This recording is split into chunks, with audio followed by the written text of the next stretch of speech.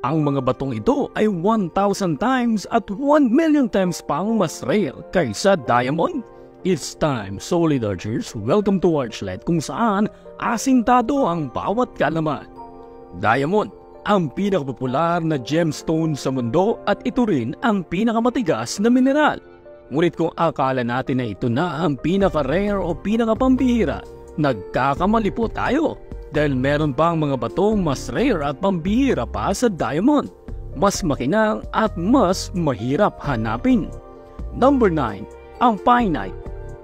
Noong 2005, idineklara ng Guinness Book of World Records ang Pienite bilang rarest gemstone in the world, mas pambihira pa sa diamonds.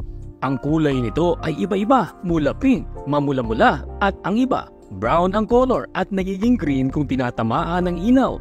Ipinangalan ito sa gemologist na nakadiscover nito noong 1950s na si Arthur Charles Davy Payne. Makikita ang gemstone na ito sa Myanmar at Mago. Number 8, ang Thaphite.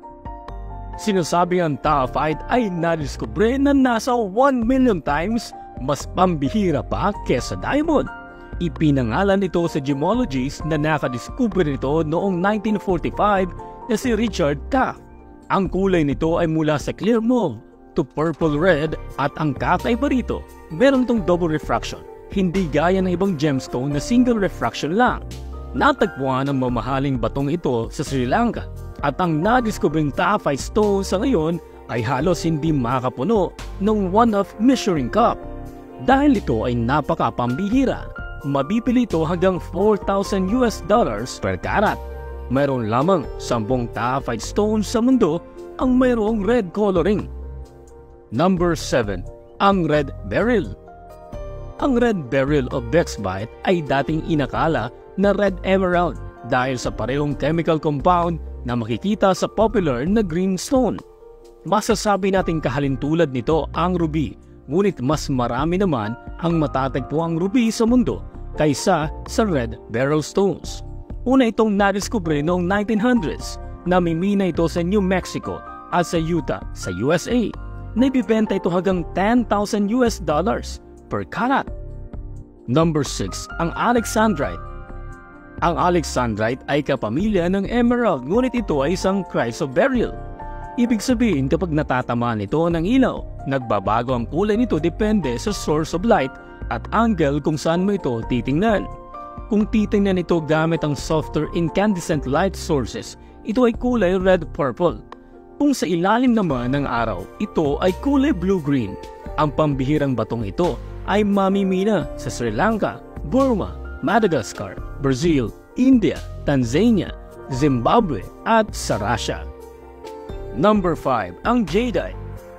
Noong 1900s, may isang Jadeite necklace na naibenta sa Christie's Auction House for almost $10 million. Ang batong ito ay namimina, ngunit kaunting portions lang ito kung matagpuan. Ang pinakamahal na jadeite stones ay yung translucent green ang color. Kahalintulad ba ito ng jade? Actually, ang jadeite ay classified as jade dahil ang jade ay catch-all term ng dalawang separate minerals, ang nephrite at jadeite. Ang nephrite ay mas opaque o hindi transparent, kadalasang ginagamit sa paggawa ng mga ornamental objects. Ang jadeite na mas makinang at translucent, mas akma itong gamitin sa pag-aalahas. Number 4, ang Grandidorite. Namimina ito sa Sri Lanka. Ang pleochroic gemstone na ito ay nagiging kulay blue, green or white, depende sa tama ng ilaw. Number 3, ang Benetoite. Ang Benetoite ay nadiskubre noong mga early 1900s. Ito ay matatagpuan sa San Benito County, California. Kung titingnan sa UV light, ang kulay nito ay napakakinang. Ito ay nagkukulay bluish-purplish at naibibenta up to $2,000 per karat. Number 2, ang Powderite. 1960s nang madiskubre ang gemstone na ito sa Powdery Quarry sa Quebec, Canada.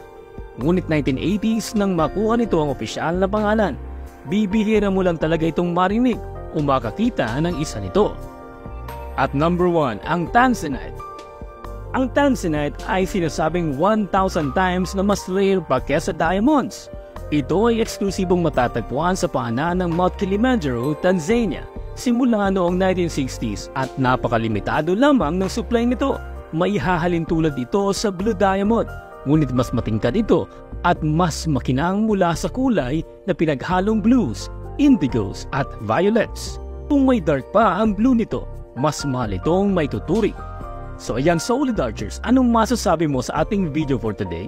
Kung meron ka mang reaksyon, i-comment mo lamang sa ibaba. Hanggang sa susunod mga Solid Archers, it's time! Solid Archers, kung meron ka mang reaksyon sa videong ito, i-tweet gamit ang hashtag Archlight at hashtag Asintadong Kaalaman. Maraming salamat sa panunood. Huwag kalimutang mag-subscribe sa aming channel na Archlight para maging updated ka sa marami pang videos. Kita-kits po muli sa mga susunod na video. Solid Archers, it's time!